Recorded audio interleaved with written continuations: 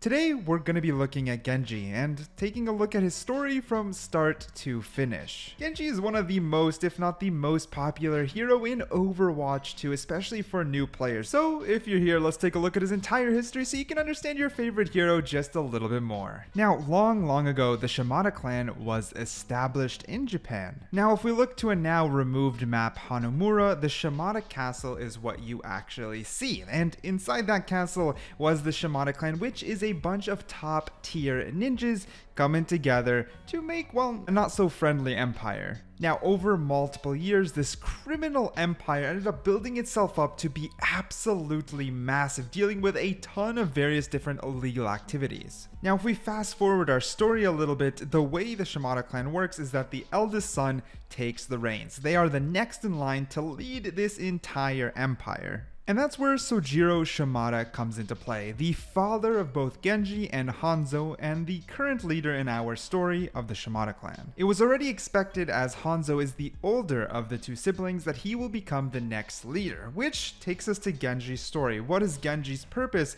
if he's not going to become the next leader of this empire? Now, Genji's father actually spoiled my man quite a little bit and even nicknamed him Sparrow, which is why the Sparrow skin is the most OG version of Genji that you can actually play in Overwatch 2. And since Genji was raised this way, he leaned into it quite heavily, just taking the easy life, enjoying the luxuries, and having as much fun as possible. As far as I understand, he liked to visit the arcade quite a lot. Now, eventually, his father did pass away, and as planned, Hanzo did become the leader of the Shimada clan. However, Genji did not change much after his father's passing and continued to, enjoy life. My boy, I respect it. But who didn't respect it is the Shimada clan.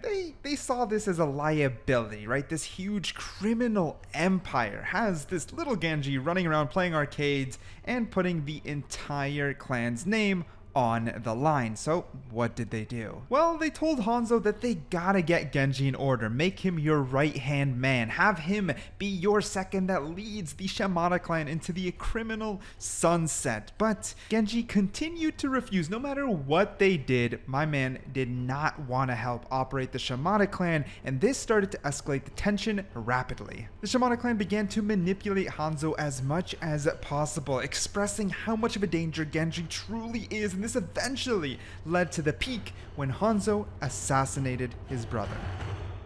However, all the manipulation in the world and even the peak of killing his own younger brother, Hanzo was immediately filled with regret and shame. So Hanzo left the Shimada clan. It was the breaking point that had him sever the ties with this criminal empire, and he would only return to the Shimada castle once a year to honor the death of his brother. Now, you and I know Genji didn't actually die. However, the battle did mortally wound him, and he was definitely on death's door. That is why Hanzo was convinced he was gone. But it was when our beloved Mercy, which is why these two are shipped together quite often, ended up saving Genji right before his passing. Now, Genji did not know who Mercy was at this point. It was actually Overwatch who saw Genji as a crucial asset to fight off the Shimada clan and eventually take down this criminally renowned organization. They literally gave him an ultimatum. Either die, I guess, or we will rebuild your body from scratch and you help us take him down. Now, of course, I guess at this point, you guys should know Genji agreed. His entire body became a cyborg. He got faster speed, he could dash around, greater strength, and it's of course the Genji that you all know and love today. So now Genji went from a human to a literal walking weapon, and he entered and joined the spin-off of Overwatch, which is called Blackwatch, led by what you guys know as Reaper. Now, to make it clear, at the time Reaper was not Reaper, he was still Gabriel and a normal human, not exactly evil quite yet, but that's for another video. He was also stationed at Watchpoint Gibraltar. Some other Blackwatch members would be Moira as well as Cassidy, and I guess it's good to note that Genji had some beef between these two. He didn't exactly agree with a lot of their moral views. Another key mission is that he had to go and fight Doomfist alongside Tracer, so it's Tracer and Genji versus Doomfist, and Doomfist literally almost murdered both of them before being saved by Winston. Now, of course, if this was Overwatch 2's Doomfist that does no damage, they probably would have won. Blizzard, please buff Doomfist. But I digress back to the story. I suppose after being super embarrassed on losing the battle, Genji decided to leave. Well, okay, the truth be told, it wasn't because he was embarrassed, but instead something deeper. He was lost. He didn't have much meaning anymore. He didn't know what was his reason for existence. So he disconnected himself from Overwatch. He completely left the organization and stopped involving himself in any sort of conflict. Now, just important to note that Genji was one of the first to leave Overwatch, and it was before the complete collapse of the organization. Now here, not too much is known. We just know that Genji decided to wander the world. He was looking for that purpose. He was exploring, but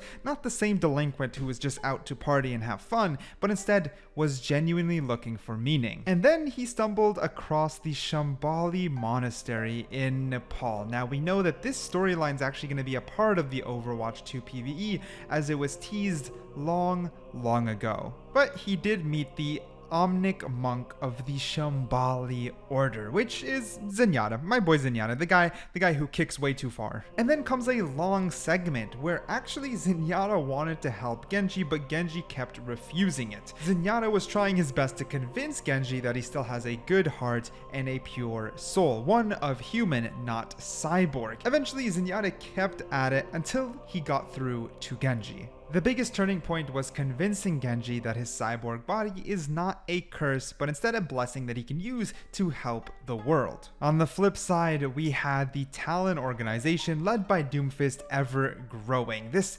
very huge threat to the global space in Overwatch ended up trying to attack Winston's base of operation and steal a list of Overwatch agents. Now at this point, Overwatch has already been dismantled, so that's why I said there was a long journey when it came to Genji as he left. Then Overwatch kind of collapsed, fell apart. The world saw them as a threat, the world saw them as villains, and that's when Talon got the most amount of ground back, was able to work on building that evil empire, and were even on a mission to infiltrate Winston's home operation and steal a list of Overwatch agent names. When Winston had enough, stopped Talon from succeeding on their mission and recalled the Overwatch team. With the recall going out, Genji decided that it was time to ally with his brother. And that brings us to the infamous animation that you guys all know and love. Now, of course, Hanzo is sneaking in, he's sneaking into the Shimada castle not because of the severed ties with the Shimada. That's not a bunch of Shimada soldiers guarding the castle. No, they're completely dysfunctional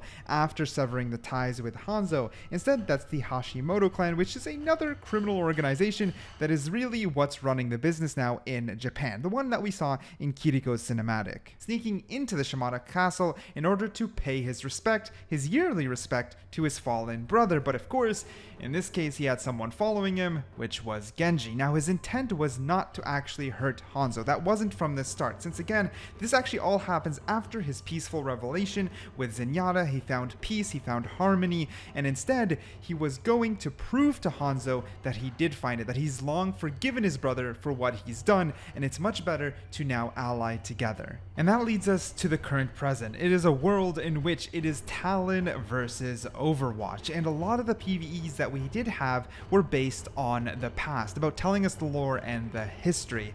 But Genji left Hanzo in a flash with an option. Choose a side, take my hand, forgive yourself, and let's work together in order to defeat the enemy.